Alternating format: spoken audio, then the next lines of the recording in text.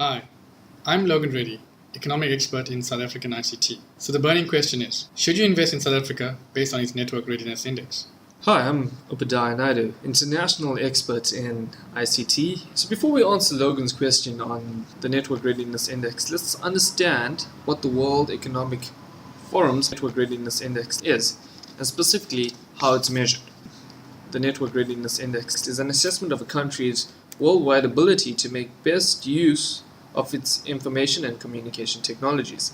This is an assessment measured on the performance in the following areas: environment, that measures the quality of a regulatory and business environment; readiness, the measure of affordability and the quality of infrastructure and the population's preparedness to use that technology; usage, measures the levels of technological diffusion amongst individuals, business, and government; and impacts measures the information and communications technology, social and economic impacts.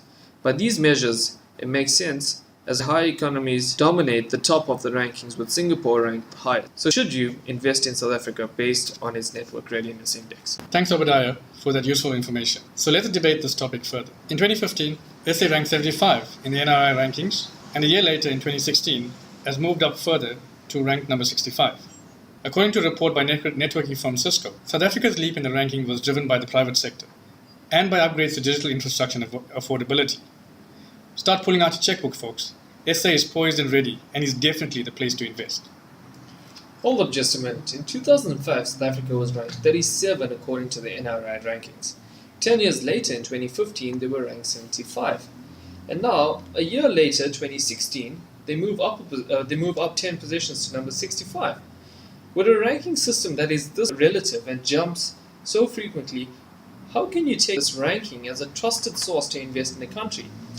Further to this, Logan, the underlying framework of these measurements is based on information and communication technologies. These technologies are advancing at a rate way faster than researchers have the time to document. How can this be the measuring stick that determines investment options in a country? Yes, Obadiah, that's a good point. But whilst the ranking may be relative and jumps around a bit, the NRI ranking provides a wide overview of qualitative and quantitative factors, together with a high level of sophistication measuring a country's ICT infrastructure. It is the highest ranked report in its class. It may not be the only deciding factor, but certainly the ideal place to start a country's evaluation in terms of its investment potential. Fair point. However, a flaw that I must mention is the fact that the report follows a very traditional approach, and the metrics themselves used for the measurement of rankings have significantly changed since the time the report was launched, and will continue to change over the lifetime of the report. Certainly, this poses a level of uncertainty into the trustworthiness of the report. Also, this report is based on the ICT levels of a country and whether to invest in terms of that potential. According to Stats SA, the majority of the population belong to a low socioeconomic class. Majority of South Africans belong to the bottom of the pyramid of wealth. How can ICT support or even start to benefit the majority of the population in South Africa?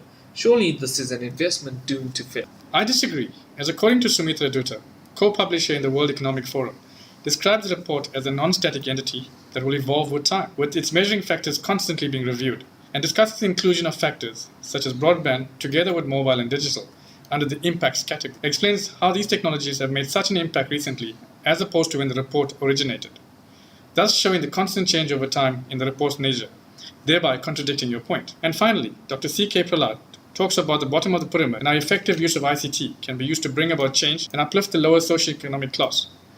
I see nothing but a world of opportunity. As I said before, folks, pull out your checkbooks, as South Africa is poised and ready for investment. There we have it, folks. Clearly, the NRI rankings has provided us with a framework that gives insight on investment opportunities in South Africa. In closing, with SA's jump in the NRI rankings, in order for the impact to start materializing, significantly more buy-in from government will be needed across all areas. Clearly, more sustained infrastructure development, as well as more public and private cooperation, are needed to take advantage of South Africa's momentum in the digital economy. Well, there you have it, folks. Thank you for joining us today. We hope we've shed some insight as to how to go about investing in South Africa based on its NRI rankings, together with the factors that you should be aware of when using this ranking. We hope that you can now make an informed decision going forward.